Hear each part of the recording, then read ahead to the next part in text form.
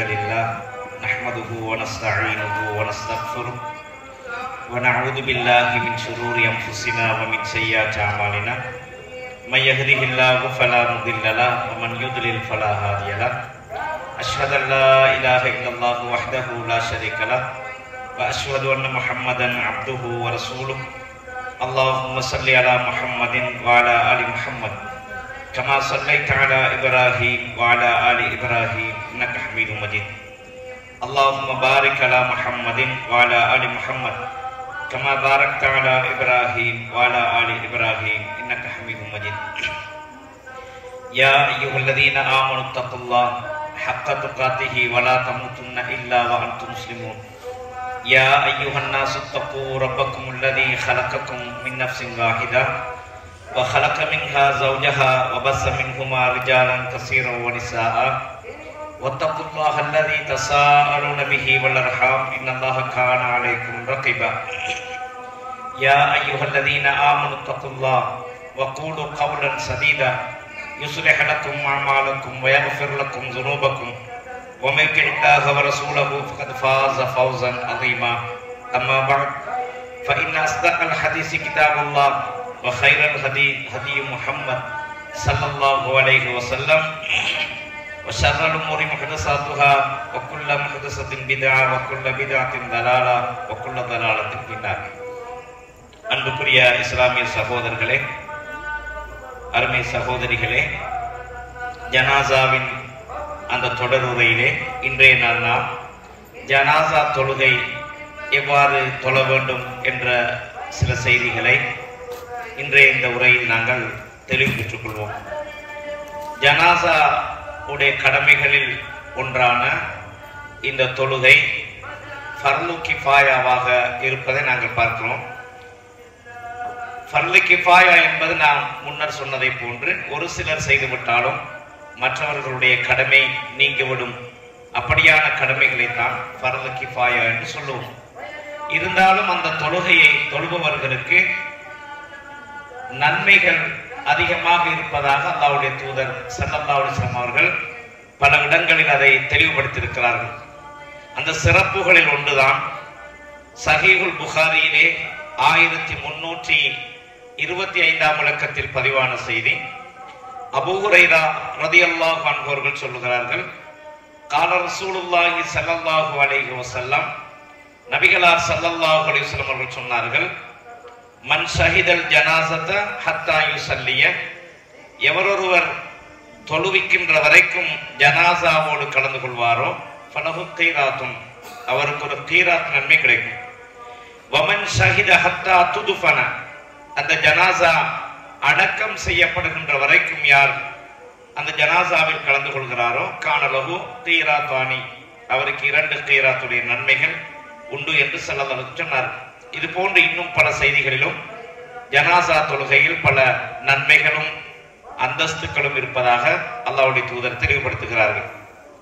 அதே போன்று சஹீஹ் முஸ்லிமிலே 948 இலக்கத்திலே அப்துல்லாஹ் இப்னு அப்பாஸ் ரலியல்லாஹு அன்ஹுமா அவர்கள் சொல்லுகிறார்கள், சமயத்து ரசூலுல்லாஹி ஸல்லல்லாஹு அலைஹி வஸல்லம் யக்கூல், நபிகளார் ஸல்லல்லாஹு அலைஹி வஸல்லம் சொல்ல நான் கேட்டிருக்கிறேன், மாமின் ரஜுலின் முஸ்லிமின் யமூத்து ஃபயகூமு அலா ஜனாஸத்திஹி 40 ரஜுலன் லா யுஷ்ரிகுன பில்லாஹி ஷையா, எந்த ஒரு முஸ்லிமான மனிதனாவது மரணித்தால் அவருடைய மரண சடங்கிலே அல்லாஹ்வுக்கு எதையும் இணையாக்காத 40 மனிதர்கள் கலந்து கொண்டால் அல்லாஹ் அவர்களுடைய அந்த பிரார்த்தனை, அந்த தொழுகையை அந்த ஜனாசாவுக்கு ஷஃபாஅத்தாக மாற்றுகிறான் என்று ஸல்லல்லாஹு அலைஹி வஸல்லம் சொல்கிறார்.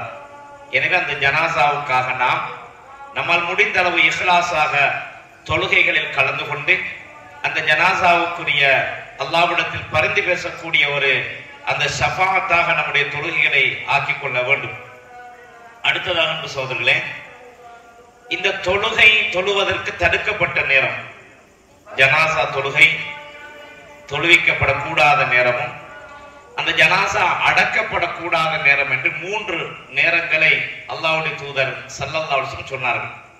சஹீஹ் முஸ்லிமிலே 831 இலக்கத்திலே உக்பத் இப்னு ஆமிர் ரலியல்லாஹு அன்ஹு அவர்கள் சொன்னார்கள், சலாசு சாஅத்தின் கான ரசூலுல்லாஹி ஸல்லல்லாஹு அலைஹி வஸல்லம் என்ஹானா அன் நுஸல்லிய ஃபீஹின்ன அவ் அன் நக்புர ஃபீஹின்ன மௌதானா. 3 நேரங்கள், அந்த நேரங்களில் தொழுவதையும் அந்த நேரங்களில் ஜனாசாக்களை அடக்குவதையும் நபிகளார் ஸல்லல்லாஹு அலைஹி வஸல்லம் அவர்களுக்கு தடை செய்தார்கள். ஹீன தத்லு ஷம்சு பாஸிகத்தன் ஹத்தா தர்தஃபிய, சூரியன் உதயமாகின்ற நேரத்தில், அது உதயமாகி வெளியேறுகின்ற வரைக்கும், சற்று உயருகின்ற வரைக்கும் தொழுகையை தொழக்கூடாது, ஜனாசாவும் அடக்கக்கூடாது என்று சிலர் தடை செய்தார்கள். வஹீன யக்கூமு காயிமுல் லஹீரா, சூரியன் நடு உச்சியில் இருக்கும் பொழுது, ஹத்தா தமீன ஷம்சு, சூரியன் சற்று உச்சை விட்டு சாய்கின்ற வரைக்கும் ஜனாசாவை அடக்கவும் கூடாது, தொழவும் கூடாது என்றார்கள். வஹீன தலையஃபு ஷம்சு லில் குரூபி ஹத்தா தகுருப, சூரியன் மறைவதற்காக சாய்கின்ற நேரத்திலே அது மறையும் வரைக்கும் அடக்குவதையும் தொழுவதையும் நபிகளார் தடை செய்தார்கள் என்று குபத் இப்னு ஆமிர் ரலியல்லாஹு அன்ஹு அவர்கள் சொல்கிறார். இந்த செய்தி சஹீஹ் முஸ்லிமிலே பதிவாகி இருக்கிறது. எனவே சூரியன் உதிக்கின்ற நேரம், சூரியன் தெளிவாக மறைகின்ற நேரம், சூரியன் நடு உச்சியிலே இருக்கின்ற நேரம், இந்த நேரங்களில் தொழுவது பொதுவாக எல்லா தொழுகைகளுமே தடுக்கப்பட்டுள்ளன. எல்லா தொழுகைகளுமே அந்த நேரத்தில் தொழக்கூடாது என்று அல்லாஹ்வுடைய தூதர் தடுத்திருக்கிறார். அதே போன்று அந்த நேரங்களில் ஜனாசாக்களை அடக்குவதையும் அல்லாஹ்வுடைய தூதர் தடை செய்தார்கள். எனவே இந்த நேரங்களில் ஜனாசாக்கள் தொழுவதும் அடக்கப்படுவதையும் தவிர்த்துக் கொள்ள வேண்டும். அதே போன்ற அன்பு சகோதரர்களே, ஜனாசாவை தொழுவிப்பதற்கு முன்னர் ஒரு மனிதர் மரணித்து விட்டால் அவருடைய கடன்கள் நிறைவேற்றப்பட வேண்டும். நான் முன்னர் மரணப்படுக்கையில் உள்ளவரை விசாரிக்கின்ற பொழுது, அல்லது மரணப்படுக்கையில் இருப்பவரோடு அங்கிருப்பவர்கள் செய்ய வேண்டிய சில ஒழுங்கு விதிகள் என்று நாம் பார்த்தோம். அதிலே கடன்கள் ஏதாவது இருந்தால், கொடுக்கல் வாங்கல்கள் ஏதாவது இருந்தால் அந்த மனிதரிடத்தில் கேட்டுக்கொள்ள வேண்டும் என்ற செய்தியை நாம் பார்த்தோம். இப்பொழுது மரணித்து விட்டால் தொழுகை நடத்துவதற்கு முன்னால் அவருடைய கடன்கள் இருக்கின்றனவா என்று அதை பார்த்து அந்த கடன்களை நிறைவேற்றி விட வேண்டும், அல்லது யாராவது ஒருவர் அந்த கடனை பொறுப்பேற்று விட வேண்டும் என்பதை அல்லாஹ்வுடைய தூதர் ஸல்லல்லாஹு அலைஹி வஸல்லம் செயல்பாடு நமக்கு வழிகாட்டுவதை நாங்கள் பார்க்கிறோம். சஹீஹுல் புகாரியிலே 2289 இலக்கத்தில் பதிவான செய்தி, சலமத் பின் அக்வா ரலியல்லாஹு அன்ஹு அவர்கள் சொல்லுகிறார்கள், குன்னா ஜுலூசன் இந்தன் நபி ஸல்லல்லாஹு அலைஹி வஸல்லம், ஒரு நாள் நபிகளாரோடு நாங்கள் எல்லோரும் அமர்ந்திருந்தோம். இது உத்திய பி ஜனாசா, அந்த நேரத்திலே ஒரு ஜனாசா கொண்டு வரப்பட்டது. ஃபகாலு ஸல்லி அலைஹா, அல்லாஹ்வின் தூதரே இந்த ஜனாசாவுக்காக தொழுகை நடத்துங்கள் என்று சஹாபாக்கள் கேட்டார்கள். ஃபகால, அப்ப ரசூலுல்லாஹ் கேட்டார்கள், ஹல் அலைஹி தைனுன், இந்த ஜனாசாவுக்கு ஏதாவது கடன் இருக்கிறதா என்று ரசூலுல்லாஹ் கேட்டார்கள். காலூலா, இல்லை யா ரசூலுல்லாஹ் என்று சொன்னார்கள். கால ஃபஹல் தரக்க ஷையன், இந்த ஜனாசா எதையாவது பணம் பொருளாதாரத்தை விட்டு போயிருக்கிறாரா என்று கேட்டார்கள். காலூலா, இல்லை யா ரசூலுல்லாஹ் என்று சொன்னார்கள். ஃபஸல்லா அலைஹி, ரசூலுல்லாஹ் உடனே அந்த ஜனாசாவுக்கு தொழுகை நடத்தினார்கள். அப்ப கடன் என்பது மிக முக்கியமான ஒரு அம்சம். மனிதனுடைய வாழ்க்கையில் பெரும்பாலும் கடன் படாமல் இருப்பது குறைவு. அல்லாஹ்வுடைய தூதர் கூட கடன் பெற்றிருக்கிறார்கள் என்பதை நாங்கள் பார்க்கிறோம். அப்ப மனித வாழ்க்கையில் கடன்கள் என்பது சாதாரணமாக அது நிகழும். ஆனால் அந்த கடன்களை நாம் வாங்கிவிட்டால் அதை எழுதி வைக்க வேண்டும், அல்லது யாரிடமாவது நாம் அதை சொல்லி வைக்க வேண்டும். அதை நாம் கொடுக்காமல் மரணித்து விட்டால் அதை நிறைவேற்றப்பட வேண்டும்.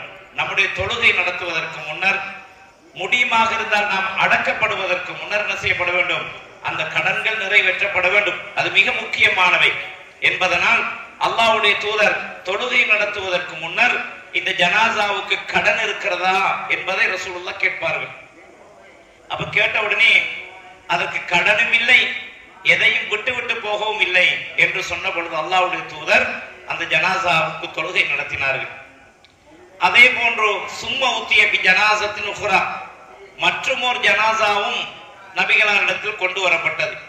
ஃபகாலு யா ரசூலல்லாஹ் ஸல்லி அலைஹா, இந்த ஜனாசாவையும் நீங்கள் தொழுகை நடத்துங்கள் அல்லாஹ்வின் தூதரே என்று சொன்ன பொழுது கால ரசூலுல்லாஹ் கேட்டார்கள், ஹல் அலைஹி தைனுன், இந்த ஜனாசா மீது ஏதாவது கடன் இருக்கிறதா என்று கேட்டார்கள்.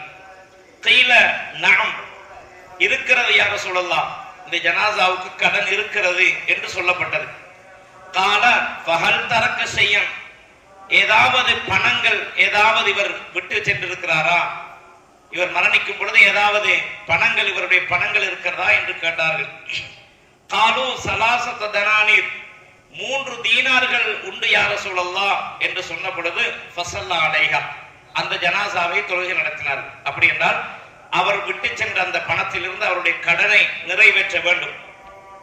அப்படி நிறைவேற்ற முடியும் என்பதனால் அல்லாஹ்வுடைய தூதர் அந்த ஜனாசாவுக்கும் தொழுகை நடத்தினார்கள். பின்னர் இன்னும் ஒரு ஜனாசா கொண்டு வரப்பட்டது. ரசூலுல்லாஹ்விடத்தில் சொல்லப்பட்டது சல்லு அலா, அதாவது இந்த ஜனாசாவுக்கும் தொழுகை நடத்துங்கள் அல்லாஹ்வின் தூதரே என்று கேட்ட பொழுது ஹல் தரக்க ஷையன், இந்த ஜனாசா ஏதாவது பணங்களை விட்டு மரணித்திருக்கிறாரா என்று கேட்டார்கள். காலுல்லா, இல்லை யா ரசூலல்லாஹ் என்று சொன்னார்கள். ஃபஹல் அலைஹி தைனுன், இந்த ஜனாசாவுக்கு ஏதும் கடன்கள் இருக்கிறதா என்று கேட்டார்கள். காலு சலாசத்து தனானீர், 3 தீனார் கடன் இருக்கிறது யா ரசூலல்லாஹ் என்று அந்த சஹாபாக்கள் சொன்ன பொழுது அல்லாஹ்வுடைய தூதர் சல்லு அலா சாஹிபிக்கும், உங்கள் தோழருக்கு நீங்களே தொழுது கொள்ளுங்கள் என்று அல்லாஹ்வுடைய தூதர் தொழுகை நடத்தாமல் ஒதுக்கி கொண்டார்கள். அந்த நேரத்தில் அபூ கதாதா ரலியல்லாஹு அன்ஹு அவர்கள் சொன்னார்கள், சல்லி அலைஹி, அல்லாஹ்வின் தூதரே அந்த ஜனாசாவுக்கு நீங்கள் தொழுகை நடத்துங்கள், வ அலைய தைனுஹு, அந்த ஜனாசாவின் கடனை நான் பொறுப்பேற்கிறேன் என்று அபூ கதாதா ரலியல்லாஹு அன்ஹு சொன்னார்கள். ஃபஸல்லா அலைஹி, உடனே ரசூலுல்லாஹ் தொழுகை நடத்தினார். அன்பு சகோதரர்களே, இந்த நபிமொழி எதை நமக்கு உணர்த்துகிறது என்றால், ஒரு மனிதன் கடனுடன் அடக்கப்படக்கூடாது. கடன் என்பது ஒரு மனிதனுக்கு ஒரு மனிதன் கொடுக்க வேண்டிய கடமைகள்.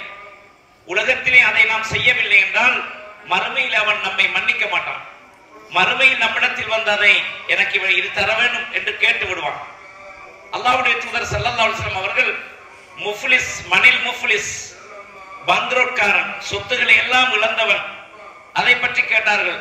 முஃப்லிஸ் என்றால் யாரு தெரியுமா என்று கேட்ட பொழுது சஹாபாக்கள் சொன்னார்கள், எங்களிலே யாரிடத்தில் பணமும் பொருளாதாரமும் இல்லையோ அவன்தான் பந்த்ரோட்காரன் என்று சஹாபாக்கள் சொன்னார்கள். அப்ப அல்லாஹ்வுடைய தூதர் சொன்னார்கள், அவர் அல்ல உண்மையான பந்த்ரோட்காரன். பந்த்ரோட்காரன் யாரு என்றால், நாளை மறுமையிலே அவன் வந்து நிற்பான். அவனை மற்றவர்கள் வந்து யா ரசூலல்லாஹ் சத்தமணி ஹாதா, என்னை இவன் திட்டினான், என்னுடைய பொருளாதாரத்தை எடுத்தான், எனக்கு அப்படி செய்தான் என்று ஒவ்வொருவராக மறுமையில் வந்து இவனை பற்றி சொல்லிக் கொண்டிருப்பார்கள்.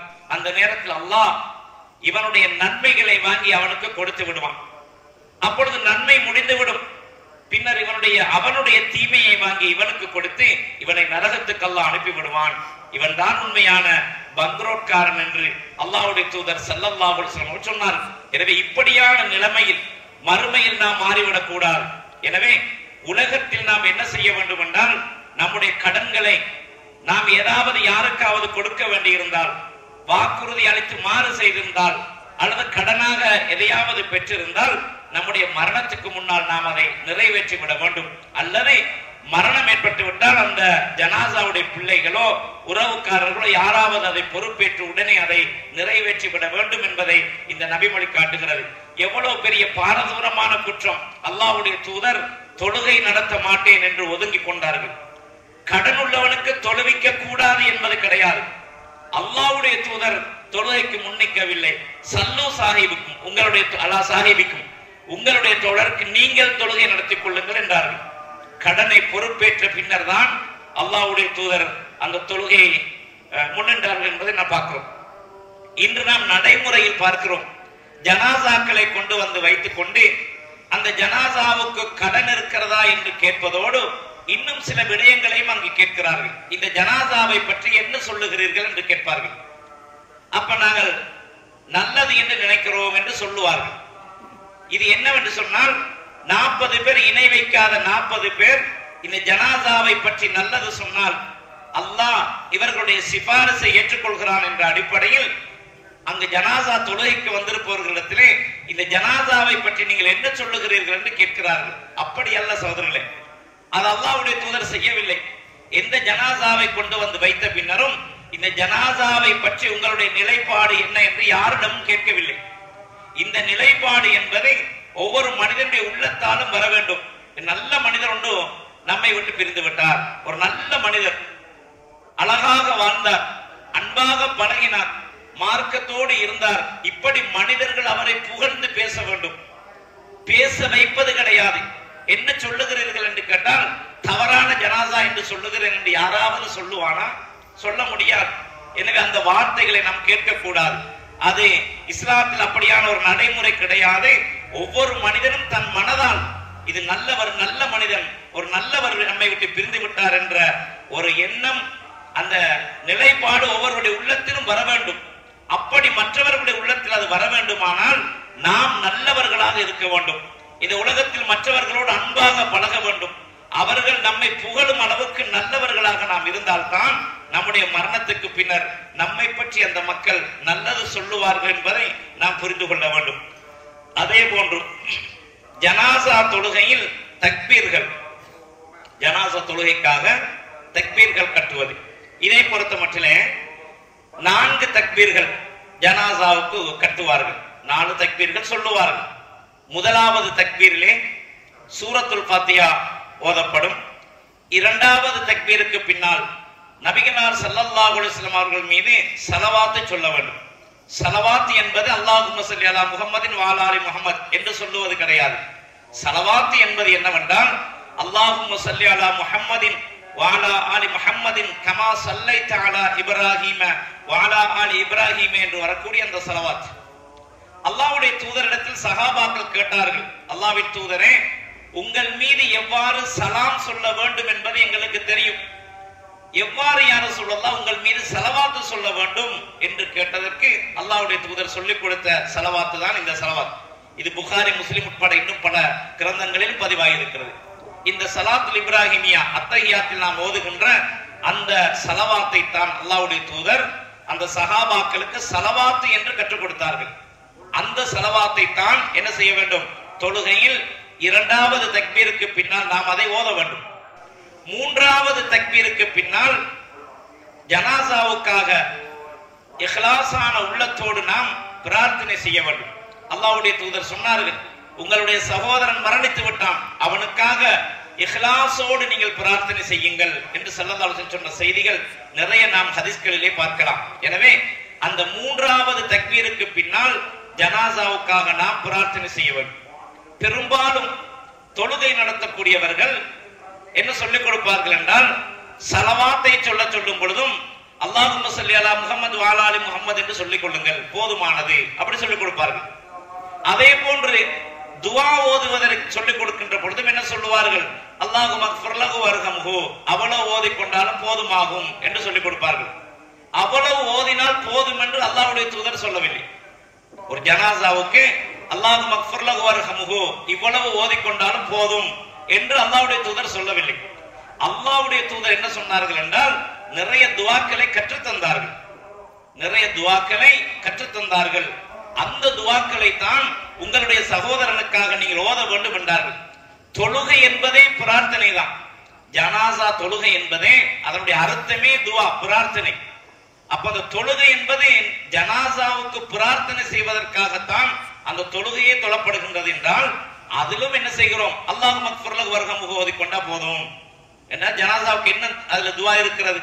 எனவே சகோதரர்களே, வாழ்க்கையில் எத்தனையோ விடயங்களை நாம் சாதித்து விடுகிறோம், எவ்வளவோ விடயங்களை செய்து விடுகிறோம், எத்தனையோ மொழிகளை படித்து விடுகிறோம், அந்த மொழிகளுக்குரிய இலக்கணங்களை, இலக்கியங்களை மனப்பாடம் செய்து விடுகிறோம். ஆனால் இந்த மார்க்கத்தில் நம் சகோதரனுக்காக, நம் பெற்றோருக்காக, நம் பிள்ளைகளுக்காக ஒரு பிரார்த்தனை செய்வதற்காக ஒரு துஆவை நாம் மனப்பாடம் செய்யக்கூடாதா? சிந்தித்து பாருங்கள். நம்ம எத்தனை பேருக்கு அந்த துஆ பாடம்? இவ்வளவு காலம் நாம் வாழ்ந்திருக்கிறோம், மார்க்கத்தை படித்திருக்கிறோம், எத்தனையோ ஜனாசாக்களில் கலந்து கொண்டிருக்கிறோம், எத்தனையோ ஜனாசா தொழுகைகளில் கலந்து நாங்கள் அடக்கி இருக்கிறோம். நம்முடைய வாழ்க்கையில் எப்போதாவது அந்த துஆவை நாங்கள் மனப்பாடம் செய்ய வேண்டும். என் சகோதரனுக்காக நான் மனதார பிரார்த்தனை செய்ய வேண்டும் என்ற ஆசை நமக்கு வரவில்லை. எனவே இதற்கு பின்னராவது யாருக்கெல்லாம் அந்த துவா பாடம் இல்லையோ அந்த துவாவை எழுதி வாங்கி நாம் என்ன செய்வோம், மனப்பாடம் செய்து கொள்வோம். அப்ப ரசூலுல்லாஹ் ஒரு நீண்ட துவாவை கற்றுக் கொடுத்தார்கள். அந்த தொழுகையில் ஓதுவதற்காக ஒரு நீண்ட துவாவை ரசூலுல்லாஹ் கற்றுக் கொடுத்தார்கள். அது கற்றுக் கொடுத்த துவாக்களில் ஒரு அதாவது பிரபல்யமான மிகவும் சிறந்த ஒரு துவா என்னவென்றால் சஹீஹ் முஸ்லிமிலே பதிவான செய்தி 963 இலக்கத்திலே அல்லாஹும்ம அக்ஃபிர் லஹு வர்ஹம்ஹு வஆஃபிஹி வஅஃபு அன்ஹு வஅக்ரிம் நுஸுலஹு வவஸ்ஸி' முத்கலஹு வக்ஸில்ஹு பில் மாஇ வஸ்ஸல்ஜி வல் பரத் வனக்ஹி மினல் ஹதாயா கமா நக்கைத ஸௌபல் அபியத மினத் தரஸ் வஅப்தில்ஹு தாரன் கைரன் மின் தாரிஹி வஅஹ்லன் கைரன் மின் அஹ்லிஹி வஸௌஜன் கைரன் மின் ஸௌஜிஹி வஅத்கில்ஹுல் ஜன்னத வஅஇதுஹு மின் அஸாபின் நார் என்று அல்லாஹ்வுடைய தூதர் ஓதினார்கள். சிறப்பான ஒரு துஆ, அழகான ஒரு துஆ. இந்த துஆவை அறிவிப்பு செய்த நபி தோழர் சொல்லுகிறார், இந்த துஆவை அல்லாஹ்வுடைய தூதர் அழகாக ஓதினார்கள். நானாக இந்த ஜனாசா நானாக இருந்திருக்க கூடாதா என்று நான் எண்ணுகின்ற அளவுக்கு அழகாக அந்த துஆவை ரசூலுல்லாஹ் ஓதினார்கள் என்று அந்த நபி தோழர் சொல்லுகிறார். அப்ப இந்த துஆவை நாம் மனப்பாடம் செய்ய வேண்டும். அழகான ஒரு துவா. இறைவா, இவருடைய பாவங்களை மன்னிப்பாயாக, அவருக்கு கருணை செய்வாயாக, அவருக்கு மன்னிப்பை வழங்குவாயாக, மேலும் அவர் சென்றடையும் இடத்தை சங்கையாக்கி வைப்பாயாக, அவர் நுழையும் இடத்தை விசாலமாக்கி வைப்பாயாக, நீரை கொண்டும் பன்னி அதாவது ஆழம் கட்டி பனி நீர் இவைகளை கொண்டு அவரை சுத்தப்படுத்துவாயாக, மேலும் அவருடைய குறைகளில் இருந்து நீ தூய்மையாக்குவாயாக, வெள்ளை ஆடையை எவ்வாறு ஊத்தையிலிருந்து சுத்தம் செய்யப்படுகிறதோ அது போன்று இவருடைய குறைகளை பாவங்களை விட்டும் நீ இவரை தூய்மைப்படுத்துவாயாக, மேலும் அவருடைய அப்தில்ஹு தாரன் கைரன் மின் தாரிஹி இவருடைய வீட்டை விட சிறந்த ஒரு வீட்டை அவருக்கு ஏற்படுத்துவாயாக, வஅஹ்லன் கைரன் மின் அஹ்லிஹி அவருடைய குடும்பத்தை விட மிகச் சிறந்த ஒரு குடும்பத்தை அவருக்கு மாற்றி கொடுப்பாயாக, இவருடைய மனைவியை விட மிகச் சிறப்பான ஒரு மனைவியை அவருக்கு ஏற்படுத்தி கொடுப்பாயாக, மேலும் நரக வேதனையை விட்டும் அவரை பாதுகாத்து சுவனத்திலே அவரை நுழைப்பாட்டுவாயாக என்று இந்த நீண்ட துஆவை அல்லாஹ்வின் தூதர் 3ஆம் தக்பீருக்கு பின்னால் இந்த துஆவை ஓதினார்கள் என்று பார்க்கிறோம். இது போன்று இன்னும் பல துஆக்கள் இருக்கிறது. அல்லாஹும்ம அக்ஃபிர் லி ஹய்யினா வ மய்யித்தினா வ ஷாஹிதினா வ காயிபினா என்றெல்லாம் வரக்கூடிய இன்னும் பல துஆக்கள் இருக்கின்றன.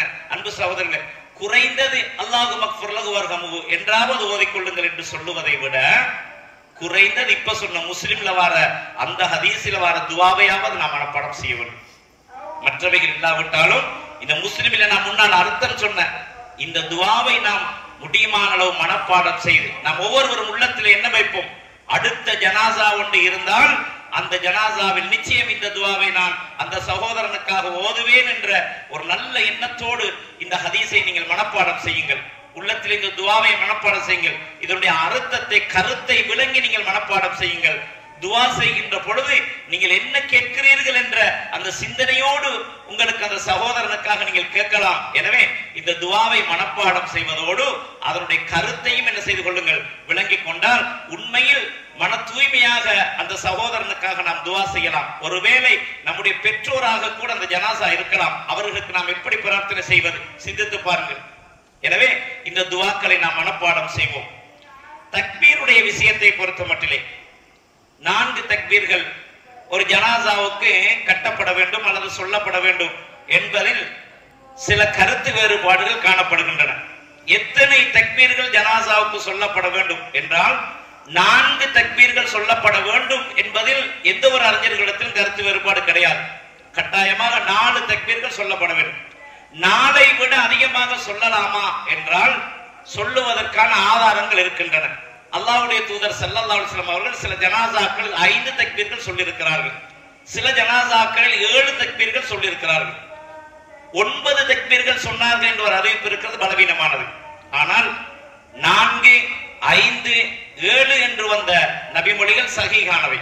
அப்படியும் ரசூலுல்லாஹ் என்ன செய்திருக்கிறார்கள், தக்பீர்கள் சொல்லி இருக்கிறார்கள். ஆனால் அறிஞர்கள் எல்லோரும் கட்டாயமாக 4 தக்பீர்கள் ஜனாசாவுக்கு சொல்ல வேண்டும், 4 விட குறைக்க கூடாது, அதற்கு மேலதிகமாக சொல்லுவதில் என்ன கிடையாது, சொன்னால் பிரச்சனை கிடையாது. நாளை விட குறைவாக சொல்லக்கூடாது என்று சொல்லுகிறார். இந்த 4 தக்பீர்கள் என்ன செய்ய வேண்டும், கட்டாயம் ஜனாசாவுக்கு சொல்லப்பட வேண்டும். இந்த தக்பீர்கள் கட்டுவதா அல்லது என்ன செய்வது என்பதிலும் அறிஞர்களுக்கு மத்தியில் கருத்து வேறுபாடு இருக்கின்றன. ஏன் இந்த கருத்து வேறுபாடுகள் ஏன் வருகிறது, இதை நாங்கள் சிந்திக்க வேண்டும். அடிக்கடி நான் இமாம்களிடத்தில் கருத்து வேறுபாடு இருக்கிறது என்று சொல்லுகிறேன். என்ன இமாமுடைய கருத்தையே சொல்லிக் கொண்டிருக்கிறார் என்று நீங்கள் சிந்திக்க கூடாது. ஏன் இதை சொல்லுகிறேன் என்றால், அறிஞர்கள் என்பவர்கள் அல்லாஹ்வுடைய தூதரின் ஹதீசுகளை தேடியவர்கள், நிறைய தேடி ஆய்வு செய்து அவர்கள் எழுதியவர்கள். எனவே ஒவ்வொரு அறிஞரும் ஒரு கருத்தை சொல்லும் பொழுது அவருடைய கருத்துக்கு அவர் என்ன செய்வார், ஹதீஸில் இருந்து ஆதாரங்களை முன்வைத்திருப்பார். ஒவ்வொரு இமாம்களும் ஒவ்வொரு கருத்தை சொல்லும் பொழுது அந்த கருத்துக்கு அவர் ஏன் அந்த கருத்தின் பக்கம் வந்தார் என்பதற்கான ஆதாரமாக ஹதீசுகளை முன்வைப்பார்கள். அப்ப அறிஞர்களுடைய கருத்துக்களை நாம் தேடி பார்க்கின்ற பொழுது, உதாரணமாக ஒரு 5 இமாம்கள் 5 வகையான கருத்து சொல்லியிருக்கிறார்கள் என்றால் 5 பேரும் அவர்களுக்கான ஆதாரத்தை காட்டியிருப்பார்கள். நாம் என்ன செய்ய வேண்டும், 5 பேருடைய கருத்தையும் படித்து இந்த 5 பேரில் யாரு சொன்னது வலுவான ஆதாரமாக இருக்கிறது, ஹதீஸ் சஹீஹாக யார் சொன்னது இருக்கிறது, அல்லது சொல்லப்பட்ட கருத்துகளிலே ஹதீஸுக்கும் குர்ஆனுக்கும் நெருக்கமாக எது இருக்கிறது என்பதைத்தான் நாம் பார்க்க வேண்டும். அதற்காகத்தான் அறிஞர்களுடைய கூற்றுகள் அலசப்படுகிறது என்பதை நாங்கள் சிந்திக்க வேண்டும். அப்ப தக்பீர் கட்டுகின்ற விடயத்திலே தக்பீர் கட்ட வேண்டுமா அல்லது கையை உயர்த்தாமலே தக்பீர் சொல்லிக் கொள்வதா என்பதில் அறிஞர்களிடத்திலே கருத்து வேறுபாடு இருக்கின்றன. ஏன் இருக்கிறது என்றால், தெளிவாக எந்த ஹதீஸ்களும் வரவில்லை. தெளிவாக எந்த ஹதீஸ்களும் என்ன செய்யவில்லை, கையை உயர்த்தி கட்டினார்கள் என்றோ உயர்த்தாமல் கட்டினார்கள் என்றோ எந்த செய்திகளும் வரவில்லை. அதனால் தான் அறிஞர்களுக்கு மத்தியில் கருத்து வேறுபாடு இருக்கிறது. உயர்த்தி கட்டினார்கள் என்ற சில செய்திகள் இருக்கின்றன, ஆனால் தெளிவாக ஜனாசா தொழுகையில் என்று வரவில்லை. சில இடங்களில் தெளிவாக வந்திருந்தால் அது ஒரு சஹாபியுடைய கூற்றாக இருக்கும், அல்லாஹ்வுடைய தூதர் சொல்லவில்லை. இப்படியான பல கருத்து வேறுபாடுகள் அதில் இருப்பதனால் தக்பீர் விடயத்தில் சொல்லப்பட்ட கருத்துகளிலே மிக ஏற்றமானது என்னவென்றால், முதல் தக்பீரில் கையை உயர்த்தி கட்ட வேண்டும். அதில் எந்த அறிஞர்கள்டையும் கருத்து வேறுபாடு கிடையாது. ஜனாசாவுடைய தொழுகையில் ஆரம்பமாக கட்டுகின்ற தக்பீரின் பொழுது கைகள் இரண்டையும் தோளுக்கு நேராக அல்லது காதுகளுக்கு நேராக உயர்த்தித்தான் கட்டிக்கொள்ள வேண்டும் என்பதில் எந்த அறிஞர்களிடத்திலும் கருத்து வேறுபாடு கிடையாது. அதில் ஒற்றுமையாக இருக்கிறார்கள். முதல் தக்பீர் உயர்த்த வேண்டும். அடுத்து வரக்கூடிய தக்பீர்களின் பொழுது கைகள் உயர்த்த வேண்டுமா என்பதில் தான் கருத்து வேறுபாடு கொள்ளுகிறார்கள். சிலர் உயர்த்த வேண்டும் என்று சொல்லுகிறார்கள். அப்படி சொன்னவர்கள் சில ஆதாரங்களை காண்பிப்பார்கள். அந்த ஆதாரங்கள் மர்ஃபு, அல்லாஹ்வுடைய தூதர் சொன்னதாக இல்லை. அல்லது சில ஆதாரங்கள் இருக்கும், அது தெளிவாக அந்த விடயத்தை பேசியதாக இல்லை. அதனால் சில அறிஞர்கள் சொல்லுகிறார்கள், கையை தூக்க கூடாது, ஆரம்பமாக தக்பீரை கட்டிவிட்டால் கையை அப்படியே வைத்துக் கொண்டு 2வது தக்பீரை சொல்ல வேண்டும். அப்ப கப்பர அர்பஅன், அப்ப நாங்க முன்னால ஹதீஸ்ல பார்த்தோம், அல்லாஹ்வுடைய தூதர் என்ன செய்றாங்க, வஇன்னஹு கப்பர அலா ஜனாஸத்தி அர்பஅன் வ கப்பர அலா ஜனாஸத்தி ஹம்ஸன், அப்படி வருது. ஒரு அது யாரு சொல்றாருன்னு கேட்டா, அல்லாஹ்வுடைய தூதர் செய்ததாக அப்துர் ரஹ்மான் பின் அபி லைலா என்பவர் சொல்லுகிறார். இப்படித்தான் அந்த தொழுகையும் கையை கட்டினார்கள் என்று வருகிறது. கப்பர என்ற அரபு சொல்லுக்கு என்ன அர்த்தம் என்றால், தக்பீர் கட்டினான் கிடையாது. கப்பர என்றால் அல்லாஹு அக்பர் என்று சொன்னான், அப்படி கருத்து. அப்ப கப்பர அர்பஅன் என்றால் 4 முறைகள் அல்லாஹு அக்பர் என்று சொன்னான், அப்படி அர்த்தம் அதுக்கு. அப்ப ரசூலுல்லாஹ் ஜனாசாவுக்கு 4 முறைகள் கப்பர அல்லாஹு அக்பர் என்று சொன்னார்கள். அப்ப முதலாவது தக்பீரை உயர்த்த வேண்டும் என்பது தனியான ஒரு ஹதீஸ். அதுல எல்லா அறிஞர்களும் ஏகோபித்த முடிவு. முதல் தக்பீர் சொல்லும் பொழுது தக்பீரத்துல் இஹ்ராம், தக்பீருத் தஹரீம் என்று சொல்லுவார்கள். தொழுகையை ஆரம்பிப்பதற்காக கட்டுகின்ற அந்த தக்பீர். அந்த தக்பீர் அந்த நேரத்தில் கைகள் உயர்த்த வேண்டும் என்பது எல்லா அறிஞர்களுடைய நிலைப்பாடு. ஏனைய தக்பீர்களில் என்ன செய்ய வேண்டும் என்றால், கப்பர அர்பஅன் என்று வந்தால் 4 தடவைகள் தக்பீர் கட்டினார்கள் என்று விளங்க முடியாது. 4 முறைகள் அல்லாஹு அக்பர் என்று சொன்னார்கள் என்றுதான் அர்த்தம். அப்ப 4 முறைகள் அல்லாஹு அக்பர் என்று சொல்ல வேண்டும். கையை உயர்த்துவதா இல்லையா என்பதில் கருத்து வேறுபாடு அவர்களுக்கு நிலவுகிறது. இருந்தாலும் பொருத்தமான மிக சரியான கருத்து என்னவென்றால், பொருத்தமானதும் ஹதீஸுக்கு மிக நெருக்கமானது கருத்து என்னவென்றால், முதலாவது தக்பீர் கைகளை உயர்த்த வேண்டும். ஏனைய 3 தக்பீர்களிலும் கையை உயர்த்தாமல் அப்படி இருக்கின்ற தக்பீரோடு அல்லாஹு அக்பர் என்று சொல்லிக் கொண்டால் போதுமானது. இதுதான் சுன்னா. அடுத்த அன்பு சகோதரர்களே, தொழுகின்ற இமாம் ஒரு ஜனாசாவில் எந்த இடத்தில் நின்று தொழுவிக்க வேண்டும்? தொழுவிக்கும் பொழுது பெண் ஜனாசா, ஆண் ஜனாசா, இந்த ஜனாசாக்கள் தொழுகை நடத்தும் பொழுது எந்த இடத்தில் நின்று தொழுகை நடத்த வேண்டும் என்று பார்த்தால், ஒரு பெண்ணுடைய ஜனாசாவாக இருந்தால் பெண்ணின் நடுப்பகுதியில் நிற்க வேண்டும். இடுப்பு கிட்ட என்ன செய்ய வேண்டும்? நின்று இமாம் தொழுவிக்க வேண்டும். சஹீஹுல் புகாரியிலே 332ஆம் விளக்கத்தில் பதிவான செய்தி, சமுரா பின் ஜுந்துப் ரலியல்லாஹு அன்ஹு சொல்லுகிறார்கள், அன்னம்ரஅத்தன் மாதத் ஃபீ பத்னின், ஒரு பெண்மணி பிரசவத்தில் மரணித்தாள்.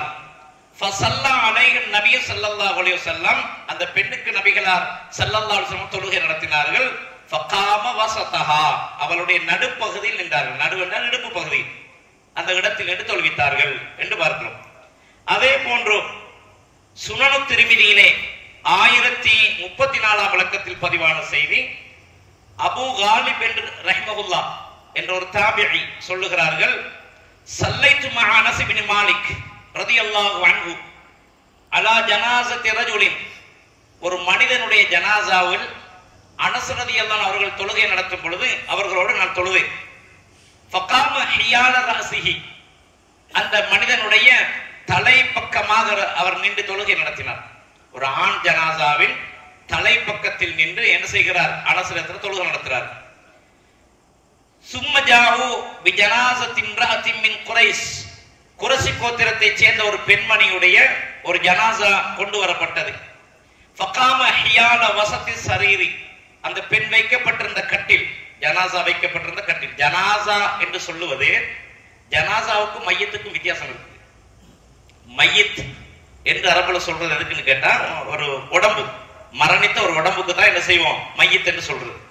ஜனாசா என்கிற சொல் எதுக்கு பாவிக்கிறேன்னு கேட்டா, அந்த மையத் வைக்கப்பட்டிருக்கிற கட்டில், அதோடு இருக்கிற துணி எல்லாமே சேர்த்து மொத்தமாகத்தான் ஜனாசாங்கிறது.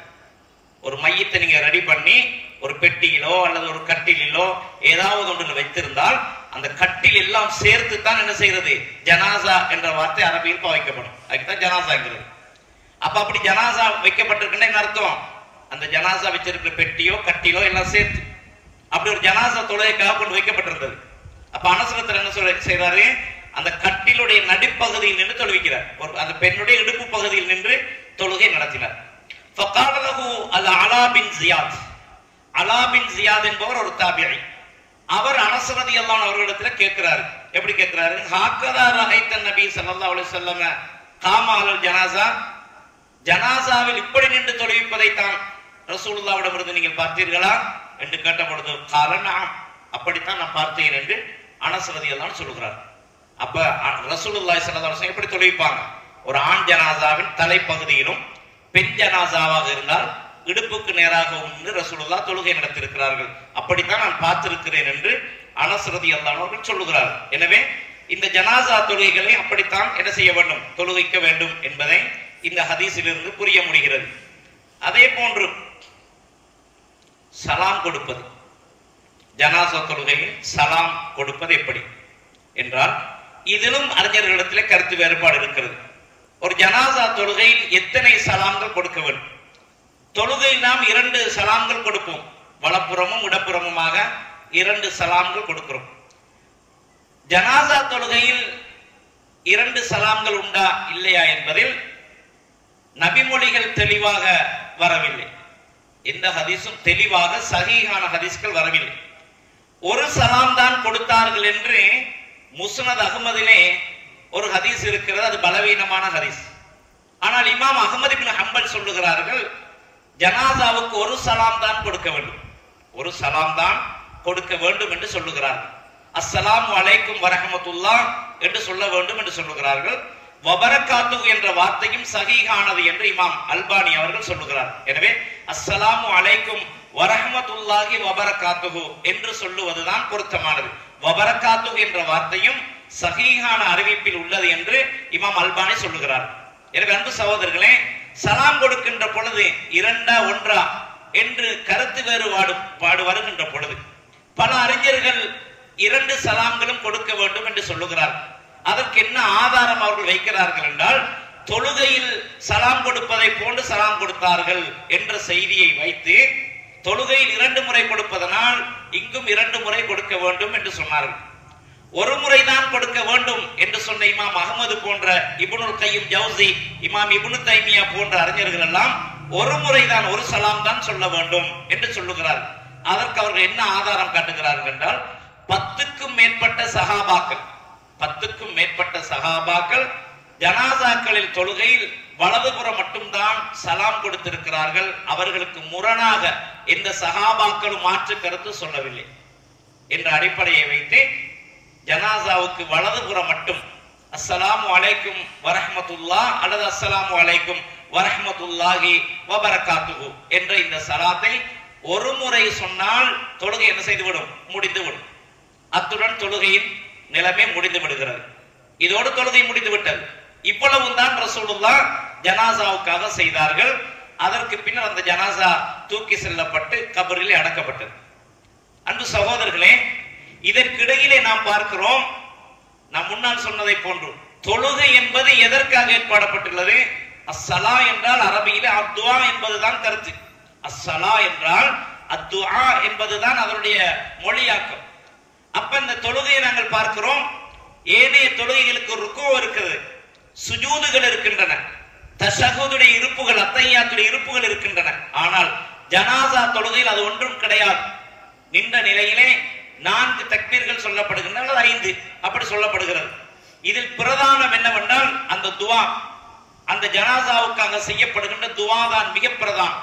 அல்லாஹ்வுடைய தூதர் நிறைய சஹாபாக்களுக்கு கட்டளையிட்ட செய்தியும் ஜனாசாவுக்காக துவா செய்யுங்கள், இஹ்லாஸான உள்ளத்தோடு பிரார்த்தனை செய்யுங்கள்.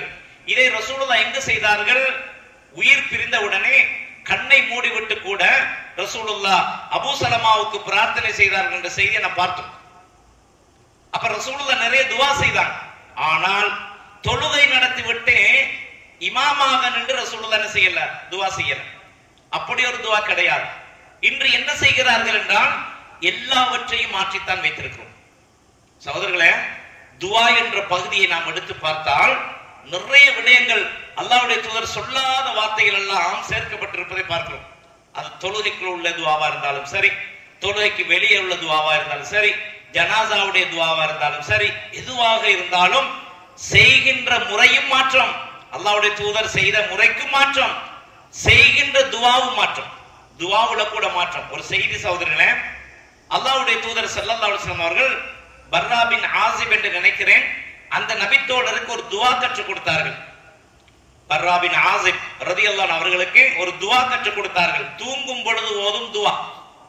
அந்த துவாவிலே ஒரு வார்த்தை வருகிறது, அல்லாஹும்ம ஆமன்து பி கிதாபிக்க அல்லதி அன்ஸல்த வ பி நபியிக்க அல்லதி அர்ஸல்த. இப்படி ரசூலுல்லாஹ் ஓதி கொடுத்தாங்க. இந்த துவாவை சொல்லி கொடுத்தாங்க. இந்த சஹாபி மனப்பாடம் செஞ்சார். செய்து போட்டு என்ன சொன்னாரு? பிறகு ஒரு டைம்ல ரசூலுல்லாஹ் சொன்னாரு, யா ரசூலல்லாஹ், அந்த துவாவை நான் உங்க திரும்ப சொல்றேன், கொஞ்சம் கேளுங்க அப்படின்னு அந்த துவா சொல்லி காட்டுறாரு ரசூலுல்லாஹ். எப்படி சொல்றாரு? அல்லாஹும்ம ஆமன்து பி கிதாபிக்க அல்லதி அன்ஸல்த வ பி ரசூலிக்க அல்லதி அர்ஸல்தன்னு சொன்னார். அல்லாஹ்வுடைய தூதர் உடனே எல்லாம் வ பி நபியிக்க அல்லதி அர்ஸல்த இப்படி சொல்லி கொடுத்தாங்க. அப்ப என்ன நடந்திருக்கு பாருங்க, ரசூலுல்லாஹ் சொல்லி கொடுத்தாங்க, நபியிக்க அல்லதி அர்ஸல்த, நீ அனுப்பி வைத்த நபியை நம்பிக்கை கொண்டேன் என்று சொல்லி கொடுத்தாங்க. இவர் திருப்ப ஓதும் பொழுது எப்படி ஓதினாரே? வபி ரசூலிக்க அல்லதி அர்ஸல்த, நீ அனுப்பி வைத்த ரசூலை நான் நம்பினேன். நபியை நம்பினேன் என்றால் என்ன, ரசூலை நம்பினான் என்றால் என்ன? ரெண்டு ஒன்றுதான், ரெண்டும். அப்ப முகமது நபி தான். நபியை நம்பினேன் என்று சொன்னாலும் அப்ப சரிதான் அப்படின்னு உடல ரசூலுல்லாஹ் என்ன சொன்னாங்க? லா வபி நபியிக்க அல்லதி அர்ஸல்த, அப்படி சொல்லாத, நபியிக்க அல்லதி அர்ஸல்தன்னு நான் சொல்லி தந்தேன், அத மாதிரி சொல்லுன்னு ரசூலுல்லாஹ் திருத்துறாங்க. அப்ப ஒரு சின்ன வார்த்தை கருத்து கூட பிழையாகாது, நம்பிக்கை கூட மாற்றமாகாது, அப்படியான ஒரு வார்த்தையை கூட ரசூலுல்லாஹ் மாற்றி சொல்றதுக்கு அனுமதிக்கல. அப்ப இன்னைக்கு நாங்க எவ்வளவு துவாக்கள்ல மாற்றம் செஞ்சிருக்கோம். சுஜூதுல உட்கார்ந்தாலும் சுப்ஹான ரப்பியல் அலான்னு சொல்லி ரசூலுல்லாஹ் சொல்லி தந்தாங்க, வபிஹம்தியை நம்ம சேர்த்துக்குவோம். சுப்ஹான ரப்பியல் அஸீம்னு சொல்ல சொன்ன இடத்துல சுப்ஹான ரப்பியல் அஸீம் வபிஹம்திஹி நம்ம சேர்த்துக் கொள்வோம். இப்படி எல்லா துஆக்கள்லையும் நீ எந்த துஆவை எடுத்து பார்த்தாலும் எல்லா துஆக்கள்லையும் என்ன செஞ்சிருக்காங்க, பின்னால ஒரு துண்டை சேர்த்து தான் சொல்லுவாங்க. இப்படி நிறைய துஆக்களை மாற்றி மாற்றி செய்ய வேண்டிய இடம் அல்லாத இடம், அல்லாஹ்வுடைய தூதர் எந்த இடத்துல வழிகாட்டினாங்களோ அந்த இடத்துல கேட்கறதும் இல்லை. அல்லாஹ்வுடைய தூதர் சொன்ன வார்த்தையோட சேர்த்து இன்னொரு வார்த்தையை நம்ம சேர்த்துக் கொள்றது. இதுல என்ன நோக்கம் சகோதரர்களை சிந்திச்சு பாருங்க. இதுல என்ன நோக்கம் இருக்கு? அல்லாஹ்வுடைய தூதருடைய வார்த்தைகள் ஜவாமிஉல் கலிம் பலதரம் சொல்லி இருக்கிறார். ஜவாமிஉல் கலிம் என்றால் என்ன? ஒரு வார்த்தை பல அர்த்தம், ஒரு வார்த்தை இருக்கும் பல கருத்துக்களை அது உள்ளடக்கி இருக்கும். அப்ப அல்லாஹ்வுடைய தூதர் சொன்ன வார்த்தைகளுக்கு பின்னால நாங்க ஒரு வார்த்தையை சேர்க்கிறோம் என்றால் அப்ப அல்லாஹ்வுடைய தூதருக்கு சொல்ல தெரியாம போயிட்டான். அப்ப அல்லாஹ்வுடைய தூதருக்கு நல்லது தெரியாமல் போயிட்டதான். நல்லது தானே நாங்க சொல்லி அதை செய்யறதா இருந்தால் அல்லாஹ்வுடைய தூதருக்கு அந்த நல்லது தெரியான்னு நீங்க சொல்ல வரீங்களா? இமாம் மாலிக் ரஹிமஹுல்லாஹ் அவர்கள் சொன்னார்கள், எவனொருவன் மார்க்கத்தில் இல்லாத ஒரு புதிதான ஒன்றை உருவாக்குகிறானோ அவன் நபிகளாருடைய வகையை அவர் மறைத்து விட்டார் என்று இவன் சந்தேகிக்கிறான். எவ்வளவு பெரிய குற்றம்! இமாம் மாலிக் சொன்னார்கள், ஒரு புதிய ஒரு காரியத்தை ஒருவன் உண்டாக்கினால் மார்க்கத்தில், அல்லாஹ்வுடைய தூதர் வழிகாட்டாத ஒன்றை ஒருவன் உருவாக்கினால் அவருடைய நிலைப்பாடு என்னவென்றால் அல்லாஹ்வுடைய தூதர் அல்லாஹ்வால் சொல்லப்பட்ட வகையை மறைத்து விட்டார். அப்படி இந்த மனிதன் நினைக்கிறான். அப்ப இந்த வபிஹம்திஹிங்கிறத நீங்க சேர்க்கிறீங்களா இருந்தா என்ன அர்த்தம்? அல்லாஹ்வுடைய தூதர் சொல்லி தரல என்றால் ஒரு நல்ல வார்த்தையை ரசூலுல்லாஹ் மறைச்சு போட்டாங்க எங்களுக்கு சொல்லாம, அதை நாங்க தான் கண்டுபிடிச்சிருக்கிறோம். அப்படி எத்தனை கண்டுபிடிச்சிட்டோம் யோசிச்சு பாருங்க. ஒரு ஜனாசாவை தூக்க முதல்ல ஒரு துவா, குளிப்பாட்டினோடனே ஒரு துவா, வீட்டுல இருந்து தூக்கும் ஒரு துவா, தொழுவிச்சு போட்டு தொழுகையில துவா தான், தொழுகவே துவா, அது முடிஞ்சது பிறகு ஒரு துவா. என்ன ஓதுறாரு அப்படி துவா பாருங்க, ஓதுற துவாக்களை பாருங்க கொஞ்சம் என்ன ஓதுறாங்கன்னு பாருங்க. அந்த ஜனாசாக்கு 2-3 வார்த்தை தான் ஜனாசாக்கு, மிச்சம் எல்லாம் சும்மா துவா ஓதுவாங்க. அதே தான் அஸ்ர் தொழுகையில, அதே தான் துஹர் தொழுகையில, அதே தான் மக்ரிப் தொழுகையில, அதே தான் வேற வேற ஃபங்க்ஷன்கள்ல அதே துவா தான். ஒரு 2 வார்த்தையை ஜனாசா பத்தி கொஞ்சம் சொல்றது, அல்லாஹும்ம ஃக்ஃபிர் லஹு வர்ஹம்ஹு, அதோட முடிஞ்சு. அப்ப இதெல்லாம் அல்லாஹ்வுடைய தூதர் என்ன சொன்னாங்க, எதுக்கு சொன்னாங்க, எவ்வளத்துல செஞ்சாங்க, அதுதான் இபாதத். அல்லாஹ்வுடைய தூதர் செஞ்ச மாதிரி செய்யறதுதான் இபாதத். அப்ப துவாக்கள் என்ற பெயரில் ஜனாசாவுக்கு துவா செய்யறோம் என்கிற பெயரில் என்ன செய்கிறார்கள்? குளிப்பாட்டுற இடத்துலையும் ஒரு துவா, சலவாத்து, தூக்குற இடத்துலையும் சலவாத்து, இன்னமெல்லாம் செய்யறோம் பாருங்க. அன்பு சகோதரர்களே, அல்லாஹ்வுடைய தூதர் எதை காண்பித்தார்களோ அந்த இடத்தோடு நின்று கொள்ள வேண்டும். அப்துல்லாஹி இப்னு மஸ்ஊத் ரலியல்லாஹு அன்ஹு அவர்கள் சொன்னார்கள், அல் இக்திசாது பிசுன்னா கைரும் மினல் இப்திதா.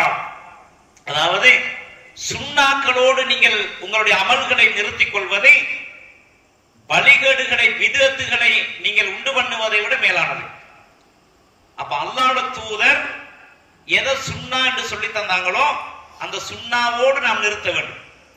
அதை விட்டுட்டு என்ன செய்யக்கூடாது, நாம கொண்டு கண்டுபிடிக்கப்படாதுன்னு சொல்லி அப்துல்லாஹ் இப்னு மஸ்ஊத் சொல்றாங்க. அப்ப அன்பு சகோதரர்களே, உலகத்துல நாம் செய்ய வேண்டிய எத்தனையோ அமல்கள் இருக்குது, இஸ்லாம் காட்டி தந்த எத்தனையோ நல்ல அமல்கள் இருக்குது. அதையெல்லாம் நாம செய்யாம இருக்கிற அமலுக்கு பின்னால இன்னும் கொஞ்சம் சேர்த்துக்கிட்டு இருக்கிறோம், இல்லாத ஒன்றை சேர்த்துக்கிட்டு இருக்கிறோம், இருக்கிறத செய்யல. இபாதத்துகளை நீங்க எடுத்து பாருங்க, எவ்வளவு துவாக்களை ரசூலுல்லாஹ் கற்று தந்திருக்கிறாங்க.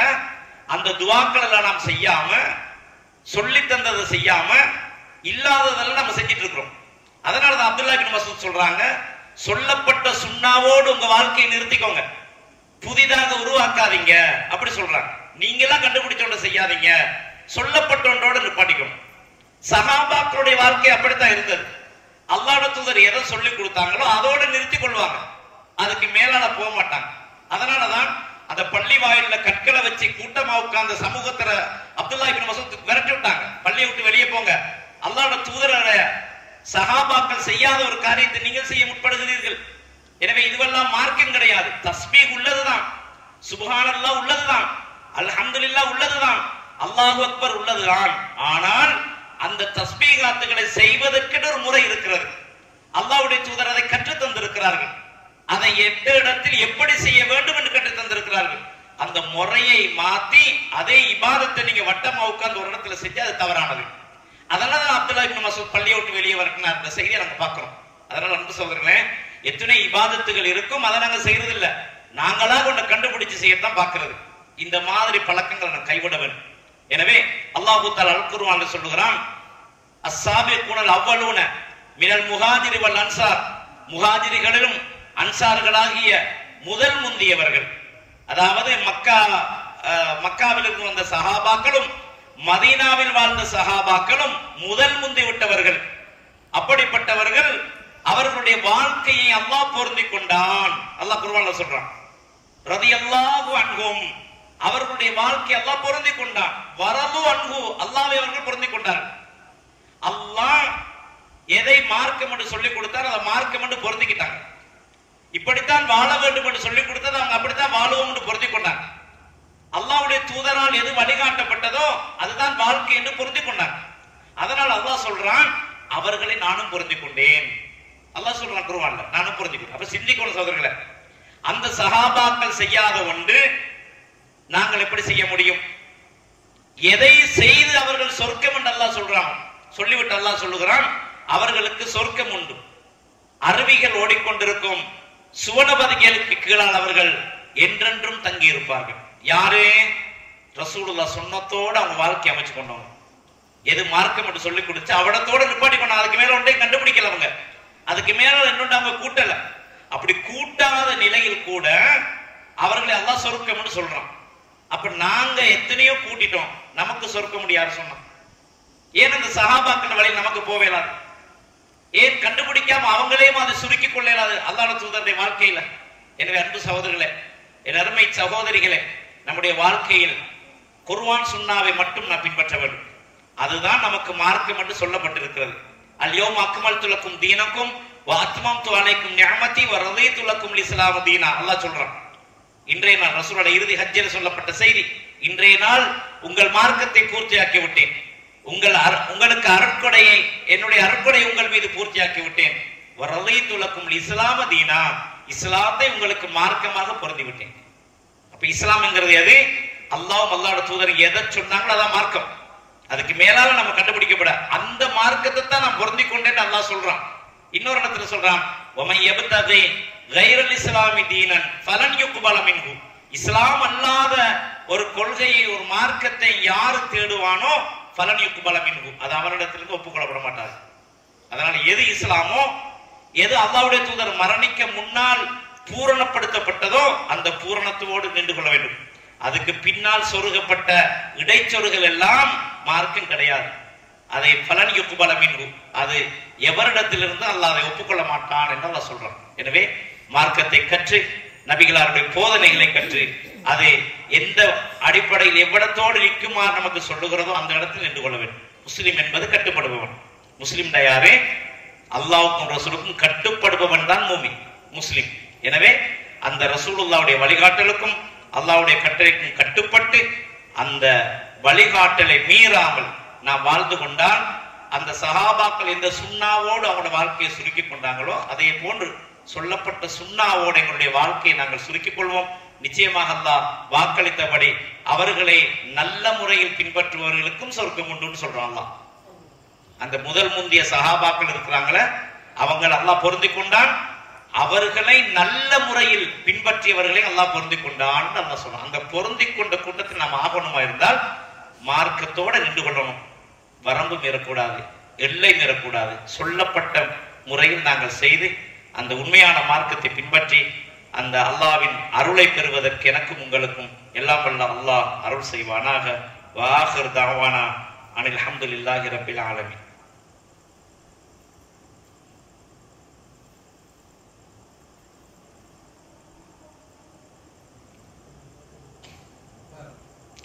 சுப்ஹானக்கல்லாஹும்ம வ பிஹம்திக அஷ்ஹது அல்லா இலாஹா இல்லா அன்த அஸ்தக்ஃபிருக வ அத்தூபு இலைக். கிரியேட்டிவிட்டி சேனலை லைக் பண்ணுங்க, கமெண்ட் பண்ணுங்க, ஷேர் பண்ணுங்க, சப்ஸ்கிரைப் பண்ணுங்க, கூட இருக்கிற பெல் பட்டனை அழுத்திடுங்க.